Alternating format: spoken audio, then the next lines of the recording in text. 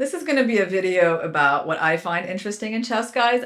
Most of my videos are on material that I think would be useful for people that are newer to chess, up to intermediate levels. But of course, I learn a lot of things when I look at chess myself. So this is going to be from a game of a student of mine. We were analyzing this, and it was a King's Indian.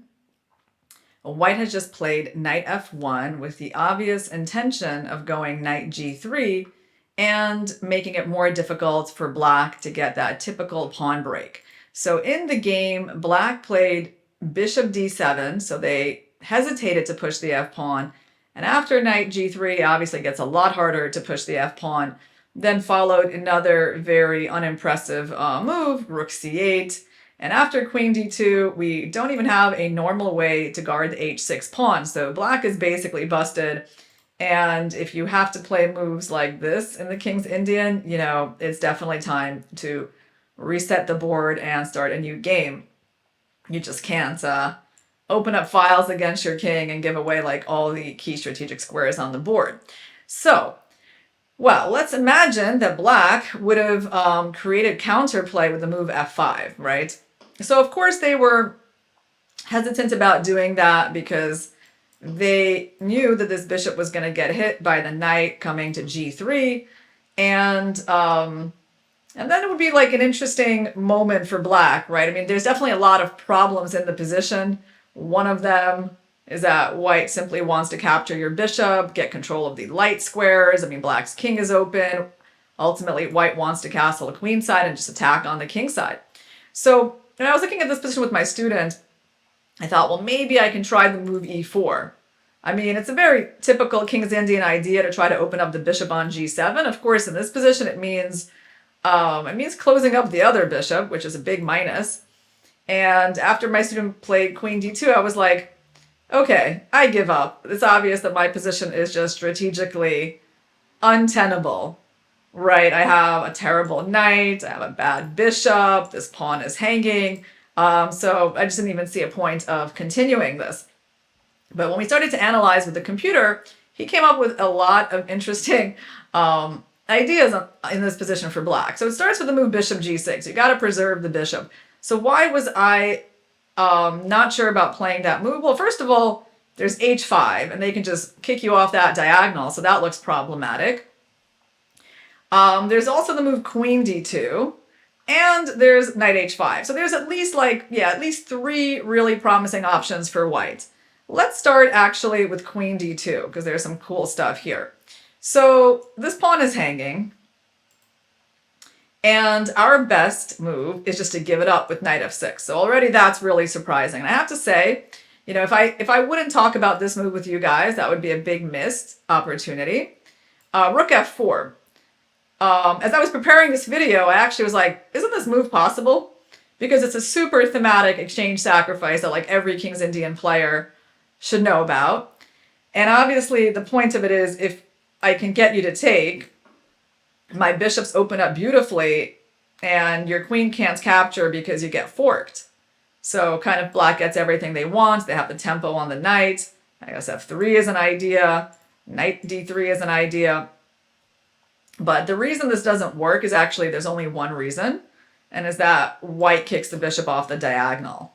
They ignore the rook for the moment, and basically when the bishop moves away this way, then you can take the rook, and you have this very annoying knight f5, which you didn't have previously, and yeah, white is just winning here. And the move bishop g6 is bishop e4 is actually not working for many reasons. At some point, there's just too many problems in black's position, and that bishop will get captured. The king is too weak. I mean, you can even capture it immediately if you want and go for this position. And white has the bishop pair. They've got the safer king. They have the g file to work with, and I don't know, black has a rook that's stuck on e4, so not great. Okay, so that answers the question of why rook f4 isn't an option. And so the computer is just going knight f6. So that's like the surprising moment to me. Like, we're just giving up that pawn, really? Is that, I mean, I haven't seen that idea too much in the King's Indian. But we are trying to improve our knight, so I do understand that. So let's say they take our pawn. And we trade off the bad dark squared bishop. And in these positions, the computer in general, first of all, he doesn't really mind a queen trade for black, because I guess he doesn't think white's extra pawn is that easy to use. But he's also quite okay with this move. And again, it's a little surprising that he considers this position to be quite viable for black. And the idea basically is that when you castle, like let's say we go king h8, we hide the king behind the bishop. Well, first of all, notice that black has no bad pieces left, right? We started out the game with 2 bad pieces, the knight on h7 and the bishop on g7, and now we don't have them. Also notice that that extra pawn that white has actually is serving to guard the black king, right? Because white would love to just remove that pawn entirely from the board. It would make their attack on the h-file much stronger. But the pawn is just protecting the king. And meanwhile, we actually have no bad pieces left. Our pawn structure is really good. This bishop does a fine job of cutting the white king from like escaping. The white king is a bit vulnerable on c1 as well. And basically, you know, we can go things like rook f7, maybe double rooks, maybe bring the other rook to g8, maybe just play rook g8 at some point. So that's the idea. The computer thinks that we do have compensation for the pawn here. So that's already quite a nice line. Pawn sacrifice to improve the pieces. Okay. So other than queen d2, what else can white play? Okay, so white can do something like h5. Like I definitely considered that to be a problematic move. I was like, what's the point of bishop g6 if I'm just getting forced from the diagonal? Now, the thing I underappreciated was that when the pawn goes here, we actually have a chance to improve this knight. Yeah, that's a big one because we had a big problem with that knight. So now, let's say you go knight to e4 because you want to take control of that nice little square in the center, make it harder for me to play knight g5. So here there's a pretty cool line. The computer goes like a4, okay, kind of useful. I mean, obviously if he can induce that move, it's kind of very weakening for white with the b3 square. So let's say white just continues, queen d2, a3, b3, and then, okay, white's ready to castle queenside, but again, we have this move. Now it's actually working better tactically for black than in the other position. Well, we're attacking this knight. You can't take my rook because I trade with you, and then you have a hanging knight and a hanging rook. And don't forget, you can't really move the knight back because there's f3. So basically the exchange sacrifice works out really well. And if you don't take the rook, if you go something like f3, I think we're doing something like bishop d7 in this position. I mean, basically you're keeping the rook there. You could bring in that rook. And because you've really weakened this diagonal by pushing your pawn to a3, it's always going to be hard for black to capture that rook. So being able to hold it on the f4 square is actually quite nice. I mean, I can see us at some point. I mean, great, we'd like to come out with a knight somewhere. Hopefully we'll be able to do that. Okay, so that's the move h5. So the drawback of that for white is that it does give up the g5 square.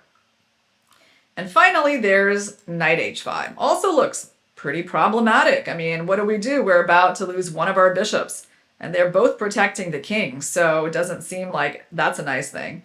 So then we go here. Again, working on piece improvement. They can take our bishop, looks scary, and then go queen d2. White has the bishop pair. They have the g-file play. They're attacking h6. Looks problematic. But the computer is like, no, it's not. We'll just give you the pawn. So here you go. Lose a pawn and keep playing. And yeah, when you see these lines, guys, it's just really cool. Actually, it's, I mean, of course, I've looked at a lot of King's Indian positions, but like this is still kind of a new concept for me. That you can give up a pawn have a pretty naked king on h8 and give up the bishop pair, and somehow you have enough counterplay. Yeah, that's not something you see every day. So where is the counterplay? Well, first of all, it's coming from the fact that, again, black has managed to create all good pieces. And they're threatening to come in with their knight right now, which would attack the pawn and the queen. And so let's say they go queen e3, and then the computer has this beautiful piece improvement of the queen, queen d7, right? So we're finding our way to this diagonal. And basically when white castles long, which is really the only way they can castle, like our queen comes out, we start threatening checkmate, which of course they can guard, but basically there is a lot of counterplay in this position. We can bring the rook to g8, for example. Yeah, the computer thought again that we have good compensation for the pawn with our active pieces.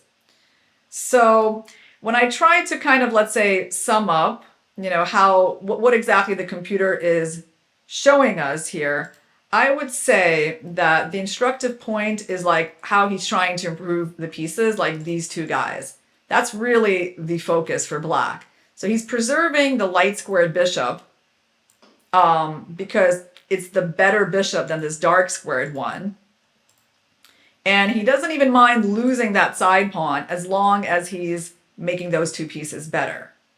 So basically, it comes down to the fact that you got to create good pieces when you play chess, guys, and build that harmony. And sometimes you got to do it in these sorts of unusual ways. So that's an example of something that I learned over the past week.